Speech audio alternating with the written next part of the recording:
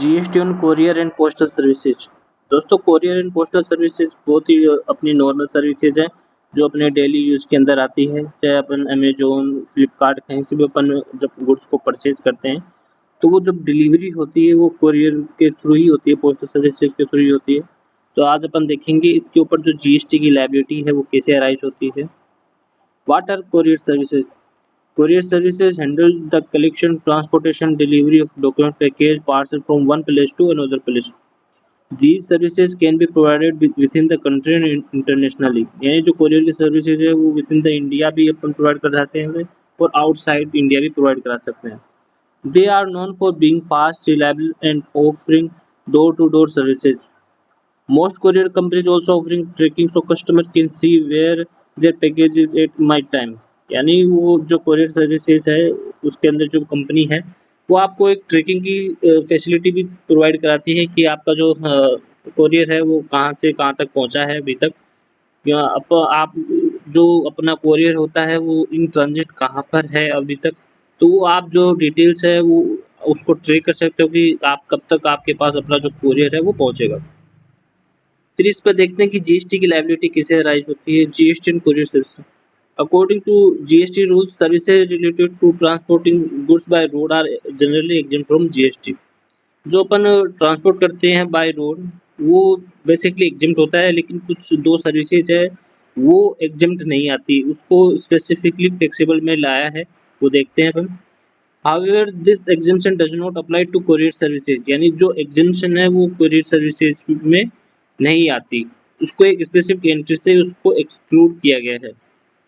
Specifically, as per serial number 18 of notification number 12/2017 central tax rate dated 28th June 2017, services provided by a goods transport agency or courier agency are taxable under GST। ये जो notification है,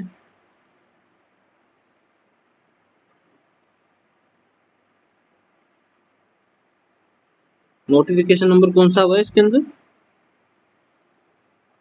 serial number 18 of notification number 12/2017। जो ये rate का जो notification है इसमें specifically इस सर्विसेज को टैक्सेबल में लाया है।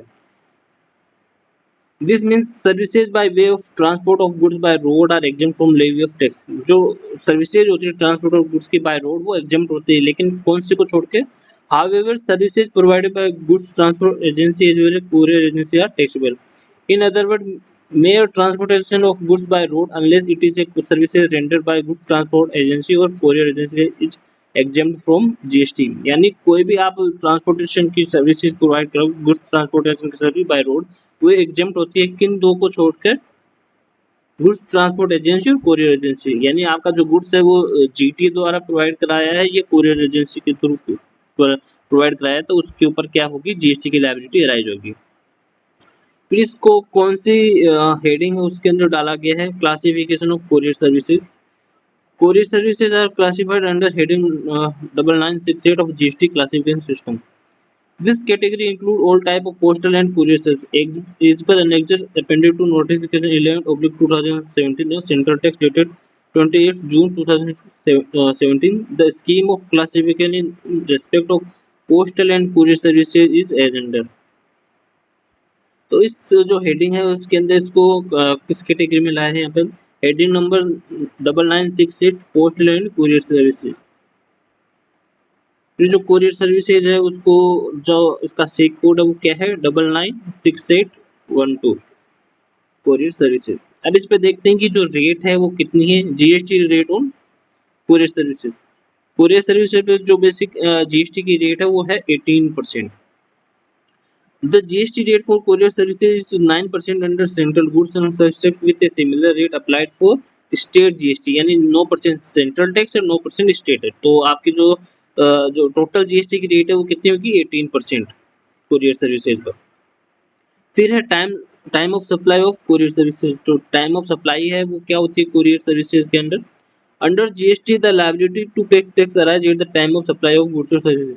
For courier services this is determined by the earliest of the following, यानी इनमें से जो भी पहले हो वो उसकी टाइम ऑफ सप्लाई हो जाएगी। The date the invoice is issued within the prescribed time limit. जो इनवॉइस है वो 30 दिन के अंदर अगर इशू कर दिया है the date of receipt of payment. अगर आपका जो इनवॉइस है वो within 30 days provision of service में कर दिया है और जो उसका पेमेंट है वो रिसीव हुआ है, तो इन दोनों में से जो भी डेट पहले होगी, या तो पेमेंट आपका पहले होगा या इनवॉइस जो पहले आपके इशू होगा, तो उस केस में क्या होगा, टाइम ऑफ सप्लाई जो भी इन दोनों की पहली डेट है वो हो जाएगी। और अगर जो इनवॉइस है विथिन 30 डेज के अंदर इशू नहीं किया है तो क्या होगा, डेट ऑफ रिसीप्ट और the date of services provided, जिस दिन सर्विसेज प्रोवाइड कराई है और पेमेंट है, उनमें से जो भी पहले होगा वो टाइम ऑफ सप्लाई हो जाएगी अगर इनवॉइस 30 डेज के अंदर इशू नहीं किया है। फिर है place of supply of courier services. For GST purposes, the place of supply determine the GST और IGST is applicable। यानी जो प्लेस ऑफ सप्लाई है वो इम्पोर्टेंट होती है, उसके बाद ही आपको पता चलता है कि आपकी जो सप्लाई है वो इंटर स्टेट है या इंटर स्टेट है। इंटर स्टेट के केस में आप CGST SGST लगाओगे, और वही अगर इंटर स्टेट होगी तो उस केस में क्या लगाओगे आप, IGST। The provision relating to determination of place of supply of services are enriched under Section 12 of IGST Act 2015. As per Section 8 of Section 12 of IGST Act, place of supply of services by of transportation of goods shall be as under। Section 12 है IGST की, उसके अंदर section 8 है, वो place of supply के regarding provision provide करती है अगर कोई सर्विसेज प्रोवाइड करता है गुड्स ट्रांसपोर्टेशन ऑफ गुड्स की। अगर आपका जो सर्विस प्रोवाइडर है वो रजिस्टर्ड पर्सन है तो प्लेस ऑफ सप्लाई क्या होगी, the location of such person. यानी जिसने भी जो गुड्स की जो रिसिपिएंट है गुड्स का, अगर वो रजिस्टर्ड पर्सन है तो उस केस में क्या होगा, location of such person. An unregistered person, जो रिसिपिएंट है वो अगर अनरजिस्टर्ड है तो location of the recipient where the address on record exist. तो कुरियर पर जो एड्रेस होगा रिसिपिएंट का वो प्लेस ऑफ सप्लाई होगी। अगर कोई एड्रेस भी नहीं है और पार्टी अनरजिस्टर्ड है तो लोकेशन ऑफ सप्लाई, तो लोकेशन सप्लाई की जो लोकेशन होगी वो होगी प्लेस ऑफ सप्लाई। फिर है input tax credit for courier service. जो कोरियर सर्विसेज होती है उस केस में जो सप्लायर है कोरियर सर्विसेज का वो क्या इनपुट को क्लेम कर सकता है उसके प्रोविजन के लिए, जो भी वो अपनी इनपुट सर्विसेज या कोई गुड्स वगैरह परचेज करता है कोरियर सर्विसेज को प्रोवाइड करने के लिए। तो इस केस के अंदर business providing courier services can claim input tax credit on goods on GST paid for goods and services use their business. यानी जो अपने कोरियर सर्विसेज की बिजनेस वो प्रोवाइड कराता है उसके अंदर जो भी गुड्स और सर्विसेज वो यूज करता है तो उसकी वो उसको इनपुट टैक्स क्रेडिट मिल जाएगी। फिर similarly businesses that use courier services can claim input tax credit as well. यानी जो कोरियर सर्विसेज जो रिसिपिएंट है उसको भी उसकी इनपुट है जो वो मिल जाएगी।